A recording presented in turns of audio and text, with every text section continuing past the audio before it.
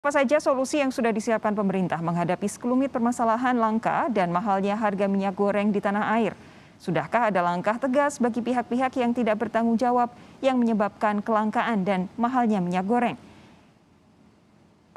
Kita bahas bersama Wakil Ketua Komisi Pengawas Persaingan Usaha KPPU Guntur Saragih. Pak Guntur, selamat malam. Pak Sofi. Kami berusaha menghadirkan Dirjen Perdagangan Dalam Negeri Kementerian Perdagangan Oke Nurwan, namun belum bergabung bersama kami. Pak Guntur, apa yang bisa Anda sampaikan soal kondisi terkini dari kelangkaan dan mahalnya minyak goreng di tengah masyarakat? Karena beberapa waktu yang lalu Kementerian Perdagangan bilang sebenarnya sudah mulai normal. Ya, memang ada beberapa hal yang memang masih harus kami cari tahu lagi ya. Soalnya produksi relatif tidak berubah, ekspor juga tidak begitu pertumbuhannya signifikan. Jadi kalau yang dikatakan hanya karena ekspor itu karena nilainya. Jadi ini masih dalam proses penegakan hukum di kami. Ada persoalan apakah menahan produksi karena perbedaan harga, karena memang harga yang sekarang itu memang masih telah. Termasuk tadi pemberitaan yang 1,1 juta kilo ya. Itu memang tidak serta-merta domain KOK nanti dari perdagangan apakah termasuk penimbunan. Kalau penimbunan yang di KPPU, di persaingan usaha adalah penimbunan dalam rangka mengatur produksi. Yang pada akhirnya menyebabkan kenaikan harga. Mengatur produksi ini bisa dilakukan oleh bersama-sama, itu disebut istilah kartel. Atau bisa juga karena pelaku usaha tersebut memiliki posisi yang dominan di pasar.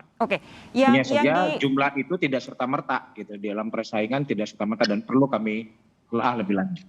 Yang di Deli Serdang ini kan kita memang masih menunggu kelanjutannya, tetapi begini, kalau dari KPPU sendiri, apakah sudah ada ketemu ini semacam analisis atau semacam prediksi bahwa ada kartel minyak goreng selama ini yang dikritisi oleh berbagai pengamat kebijakan publik karena urusan minyak goreng ini lama sekali belum terselesaikan dan masyarakat sudah merasakan betapa sulitnya dapat minyak goreng sampai dengan saat ini, Pak Guntur. Ya, dalam ranah persaingan usaha tentu kelangkaan karena ada pelanggaran kita fokusnya. Jadi pelanggaran kartel perlu diingat.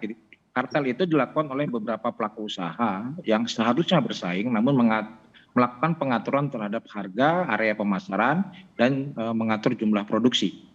Itu concern di KPPU atau ada pelaku usaha karena memang posisi dominan di pasar, dia dapat melakukan penyalahgunaan posisi dominan dengan melakukan penahanan produksi sehingga harga di pasar jadi naik.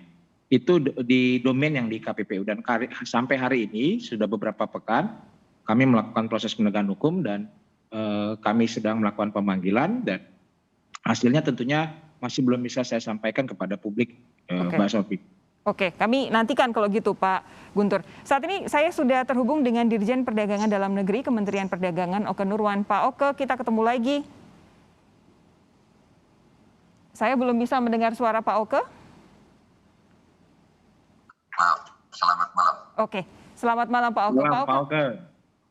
Ini ada Pak Guntur dari KPPU. Pak Oke, beberapa hari yang lalu kita sempat ngobrol dan Pak Oke bilang sebenarnya masalahnya sudah mulai teratasi, stok pasokan sudah mulai baik. Tapi sampai dengan saat ini teman-teman Kompas TV di berbagai wilayah di tanah air masih menemukan banyak wilayah yang pasokannya belum lancar, Pak Oke.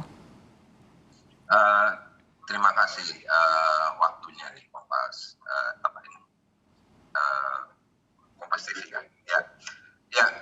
Pada dasarnya saat ini kami sampai hari kelima telah menggelontorkan hampir 95 juta liter dalam 5 hari. Ini adalah 2 kali kapasitas kondisi normal, karena kondisi normal itu antara 10 sampai 11 juta liter per bulan, artinya per hari. Nah sekarang kita double dengan rata-rata 20 juta liter.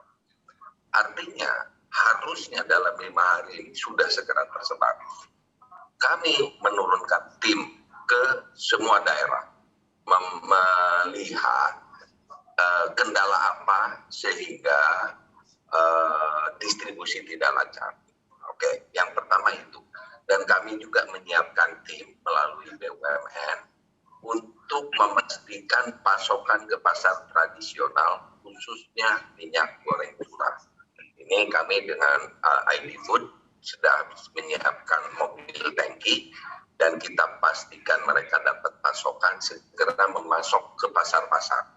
Ini untuk memastikan bahwa ketersediaan itu ada. Dan sebetulnya, mohon maaf, ini bukan kelangkaan minyak goreng. Tapi? Kelangkaan minyak goreng itu adalah kelangkaan minyak goreng yang harganya 14.000. Itu yang dicari. Tapi kan itu memang HET yang ditetapkan pemerintah, Pak. Betul. Tapi kan beda bahasanya kelangkaan. Ini adalah belum bisa diaksesnya dengan minyak goreng 14.000. Sehingga ini percepat sekarang ininya. Ada beberapa gangguan memang yang kita temukan dalam distribusi. Ada yang melanggar DPO, artinya domestic price obligation dilanggar sehingga tadi harganya, kami kemarin temukan di Surabaya, harganya minyak DMO DPO perdagangan tetap dengan 18.000. Kami lakukan pemanggilan dan sebagainya.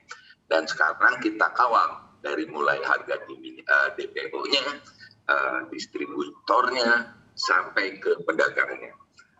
Sementara itu juga, kenapa saya sekarang di Surabaya nih posisinya di Surabaya?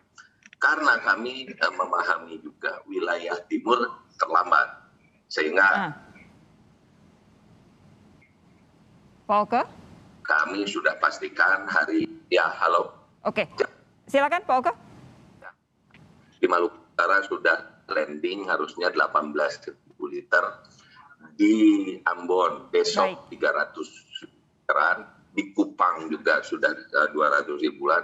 Di Papua pun sudah ada pasokan. Nah ini yang sedang saya pasokan karena melalui jalur distribusi general trading di wilayah Jawa Timur. Ini yang sedang kami pasokan. Pak Oke, ini kualitas audio kita, kualitas suara perbincangan kita ini kami anggap belum cukup maksimal, sehingga kita jeda sejenak dulu saja.